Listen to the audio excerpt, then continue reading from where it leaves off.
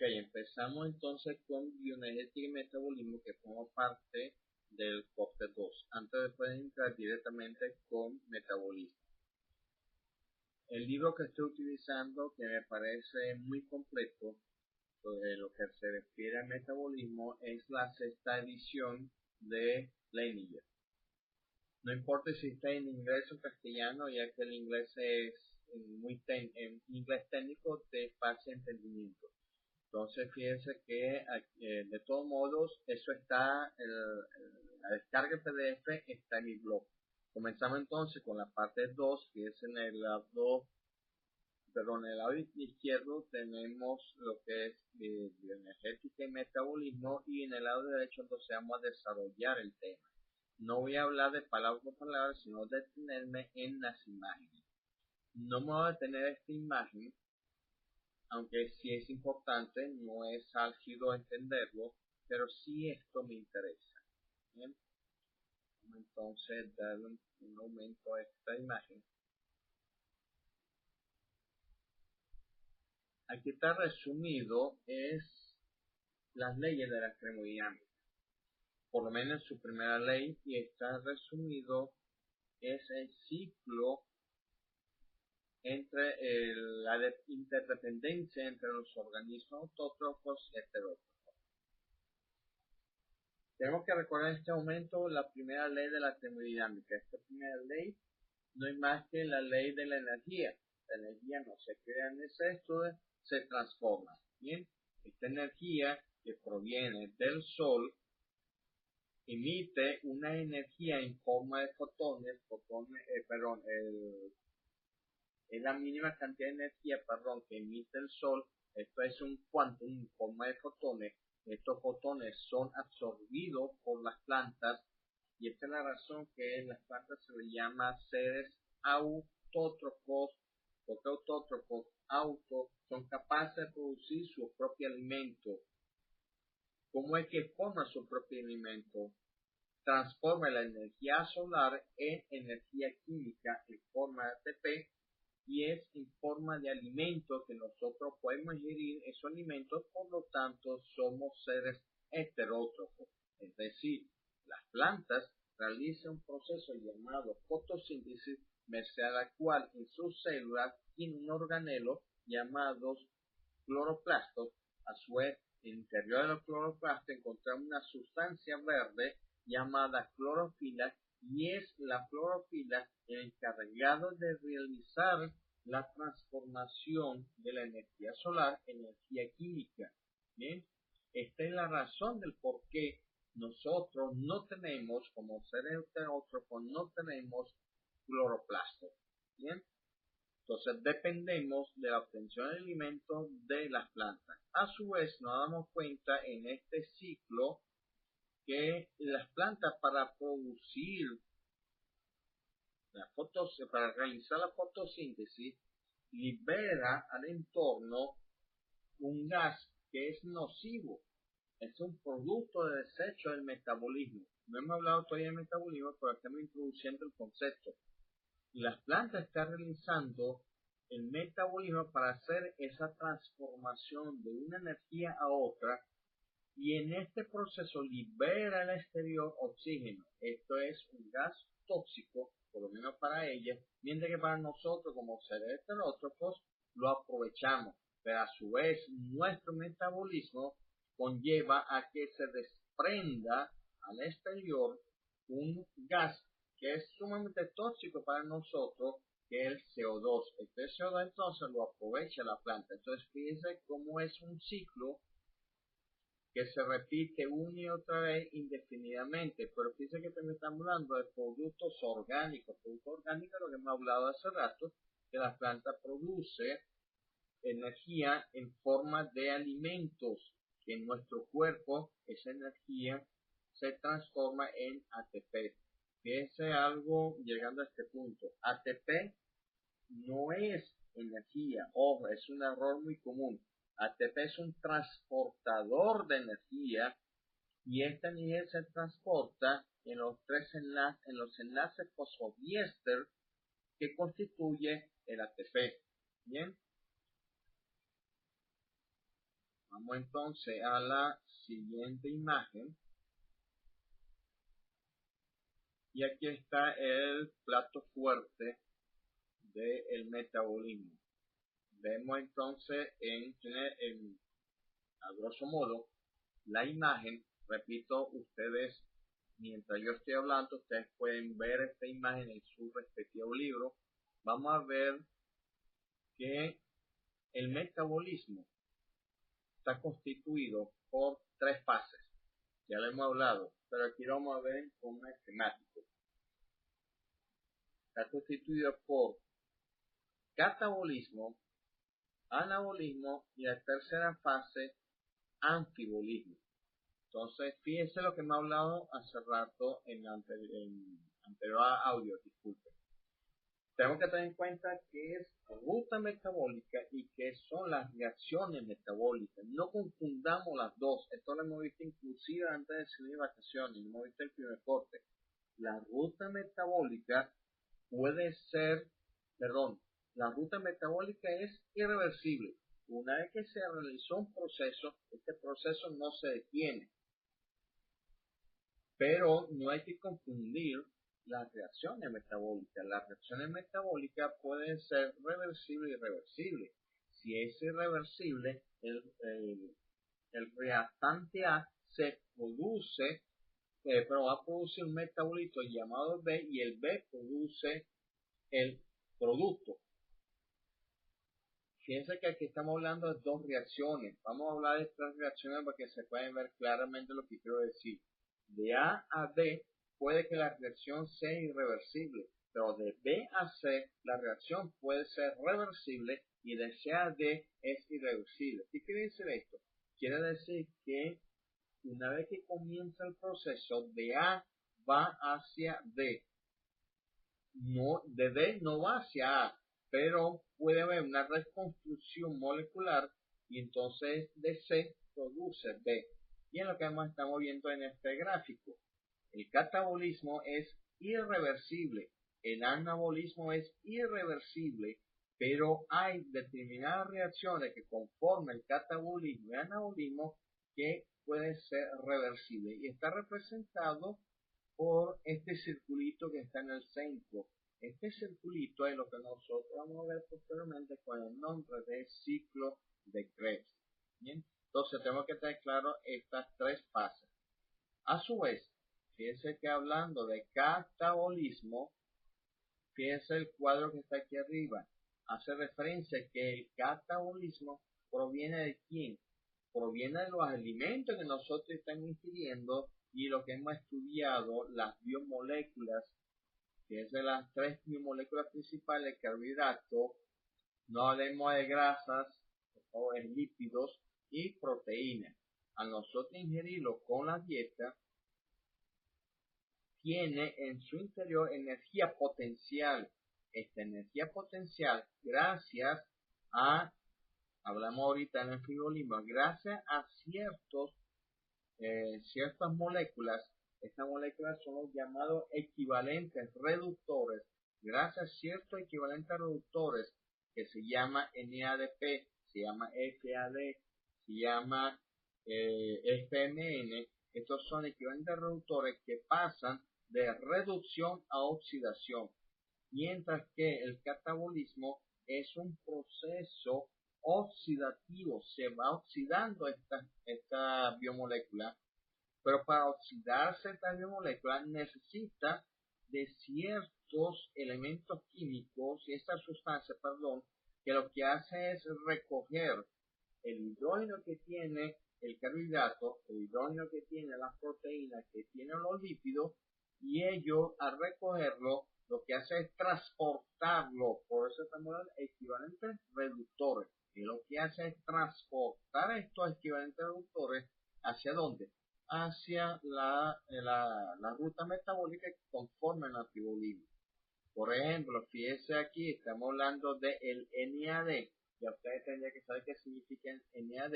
El NAD está en su forma reducida al pasar por la ruta metabólica. Fíjense, esta flecha roja lo que nos está indicando es que cualquier elemento, cualquier biomolécula que pase por acá, es obvio, y eso lo hemos recalcado desde el principio de la clase, estas moléculas son esqueletos carbonados que tienen hidrógeno. Este hidrógeno tiene que desprenderse. En la medida que se desprende el hidrógeno, en la medida que está produciendo energía. Recuerden entonces que estos alimentos, porque forman parte de la dieta, tienen energía potencial, pero yo al extraerle la energía, al quitar estos átomos de hidrógeno, se desprende la energía. Entonces, ¿quién se encarga de quitarle estos hidrógenos? Esta sustancia. El caso que estamos hablando es NAD. El NAD está reducido al secuestrar los hidrógenos, pasa a NADH, si se fijan. Entonces, ya este NAD ha adquirido el hidrógeno, es decir, pasa de reducido a oxidado, luego del cual esta energía química es cedido a la cadena de transporte electrónico que posteriormente realiza la fosforilación oxidativa y produce el ATP. Entonces, fíjense que el anfibolismo no es más que tres rutas metabólicas, ciclo de Krebs, cadena de transporte electrónico, fosforilación oxidativa. Están acoplados, está representado por este círculo que está acá. Ahora bien, yo ya produje la energía, ya hice uso de esa energía. Al mismo tiempo, el catabolismo tiene una consecuencia. La consecuencia útil es la utilización de la energía, pero se producen lo que se llama los productos de desecho. Estos productos de desecho son moléculas que no es útil al organismo. Fíjense entonces, este cuadro tenemos el CO2, que lo expulsamos al ambiente. Acuérdense del dibujo pasado. Este CO2 lo utilizan las plantas. El agua que se pierde, vamos a ver posteriormente que hay reacciones químicas que involucran el uso del agua. Esta agua nosotros lo botamos al ambiente en forma de orina, en forma de respiración, en las heces. Botamos amoníaco, que es el NH3. Aquí no tenemos que detener en su momento que el NH3 es un producto del metabolismo de los aminoácidos. Este NH3 no se aprueba en gran medida, es un producto tóxico. ¿Por qué es un producto tóxico? Disculpen, en poca medida. Porque este amoníaco se tiene que transformar en urea, y la urea sí es un producto atóxico y lo podemos botar libremente, excretar libremente por la orina. Lo cierto es que todos estos son productos de desecho. Hay un solo producto que es útil al sistema y este es el ATP. Faltó aquí un producto de desecho que es el calor, puede ser de la entropía, la energía no útil al sistema. Bien, tiene que ver una característica de la bioenergética que lo hemos dicho en otras partes, en otro audio, que es la entropía, la segunda ley. La segunda ley de entropía es la llamada desorden molecular. Fíjense que si yo ingiero un alimento, al ingerirlo, molecularmente hablando, está ordenado. La entropía es mínima, pero en el momento que nosotros ingerimos el alimento y sufre el proceso catabólico, estas moléculas se desordenan bárbaramente. Fíjense entonces que tenemos CO2, tenemos agua, tenemos amoníaco, tenemos ATP, tenemos calor. ¿De dónde provino esto? Provino muy probablemente de un bocado que nosotros hemos ingerido. Lo cierto del caso es que una vez que tengamos realizado el proceso catabólico, necesitamos otro proceso llamado anabolismo. ¿Por qué? Vamos a citar un ejemplo. El hecho que yo me estoy afeitando, rompo ciertas células, lo que hace es que son visibles, no es visible, a menos que me rompa algún furúnculo. Pero lo interesante del caso es que nosotros necesitamos esa energía para reconstruir tejidos. El caso de las mujeres cuando sufren menstruación, la menstruación es pérdida de tejido, se libera una gran cantidad de sangre, tenemos que reponerlo de alguna forma y eso quiere decir que interviene otro proceso llamado anabolismo en la cual se hace uso esa energía. Entonces fíjense cuáles son los precursores. Precursores son los metabolitos que al utilizarlo me puede generar biomoléculas. Ojo, no es las biomoléculas en el sentido que estamos produciendo otra vez las proteínas que estamos ingiriendo, no. La proteína que se está produciendo es la proteína que le hace falta a la célula para reconstruirse. Entonces tenemos aquí aminoácidos, azúcar, ácido graso, y ustedes saben que son ácidos grasos, no lo voy a aclarar esto, y bases nitrogenadas. Entonces entra forma parte de una gran ruta metabólica llamada anabolismo. Volvemos a insistir que el anabolismo como ruta metabólica, igual que el catabolismo, está constituido de reacciones químicas reversibles e irreversibles. Si son reversibles, contribuye a que esta ruta anabólica sea de un solo sentido. Pero hay reacciones que son reversibles, quiere decir que esos metabolitos son comunes tanto para el anabolismo como para el catabolismo. Bien, este gráfico entonces es sumamente importante para tratar de entender los principios bioenergéticos. Vamos a buscar el siguiente gráfico. Yo lo voy a dejar después voy a grabar otro video, pero en la pizarra para que se pueda entender mejor esto.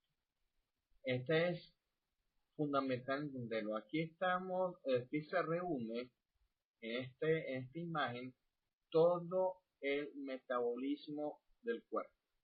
Fíjense entonces que tenemos en un lado, en la flecha roja, tenemos las rutas catabólicas, las diferentes rutas. No es uno solo. En la anterior lámina hemos visto como si fuese una sola ruta. No, un momentico, son varias rutas metabólicas, son millares de reacciones químicas que las constituyen. Lo interesante del caso es que fíjense que las rutas catabólicas son rutas convergentes. Convergente, ¿qué quiere decir?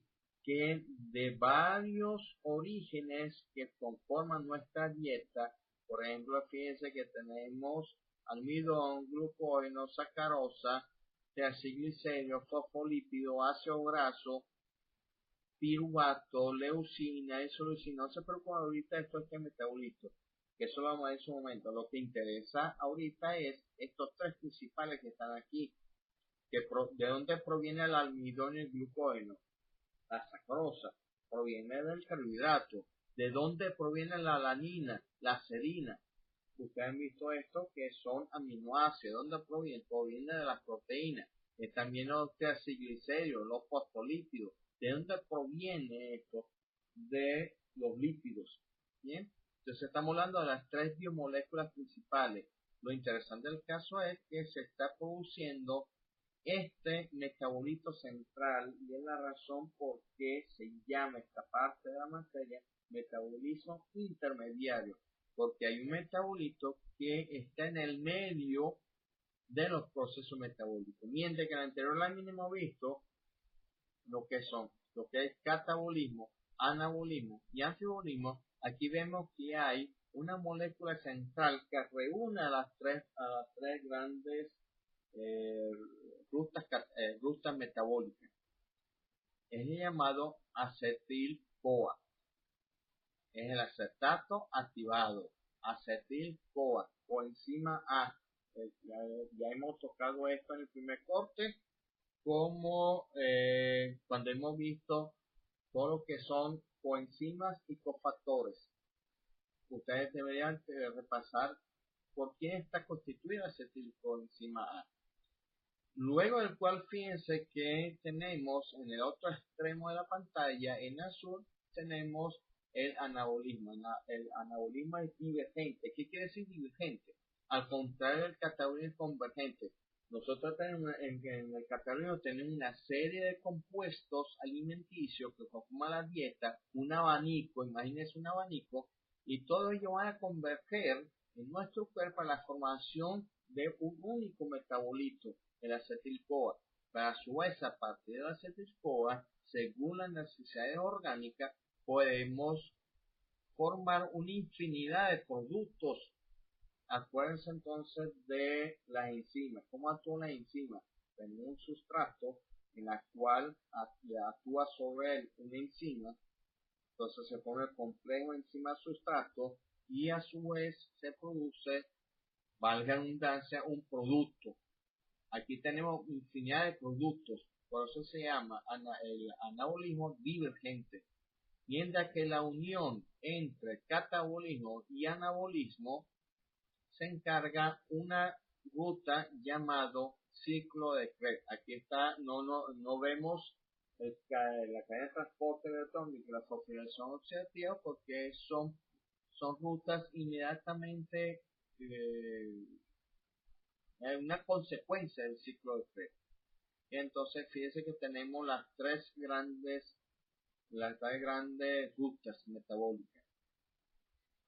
Vemos, por lo menos someramente, que el caso del ciclo de Krebs, y es bueno que ahorita empecemos a entender esto, por lo menos someramente. El ciclo de Krebs tiene un cebador.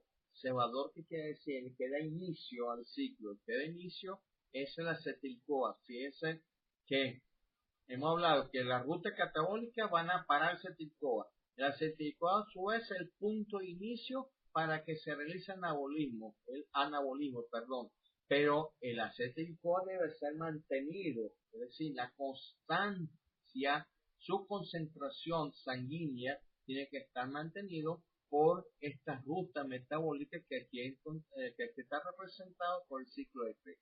Entonces, el acetil-CoA es el cebador, el que da inicio a el ciclo de Krebs, mientras que encontramos como citrato el primer metabolito del ciclo de Krebs. El momento que se realice, según la aguja del reloj, el ciclo de Krebs, se tiene un producto final llamado oxalacetato. El oxalacetato nuevamente se reúne con el acetil-CoA para producir el citrato. Dicho de otra forma, hablando ya de la cantidad de carbono que tiene las moléculas, el acetil-CoA es una molécula de 2 carbonos. El citrato es una molécula de 4 carbonos. 4 más 2 son 6, y esta es la razón que también se llama ciclo de los ácidos cítricos, porque tienen 6 carbonos. Entonces vemos aquí que el acetil-CoA 2 carbonos, citrato 4 carbonos, pero a su vez el citrato, fíjense ustedes que se transforma en oxalacetato. El oxalacetato tiene 4 carbonos. ¿De dónde? Matemáticamente hablando, si 6 tiene citrato, oxalacetato tiene 4, quiere decir que estamos desalojando al exterior 2 carbonos. ¿En forma de qué? En forma de CO2, y aquí lo ven en el transcurso del ciclo de Krebs. Esto es lo que se llama descarboxilación oxidativa.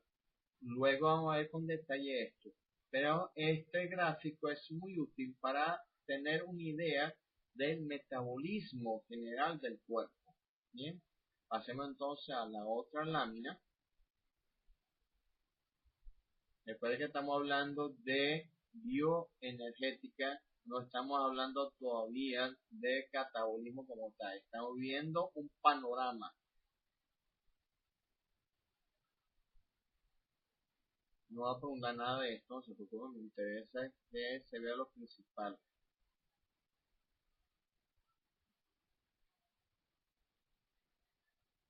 Ok,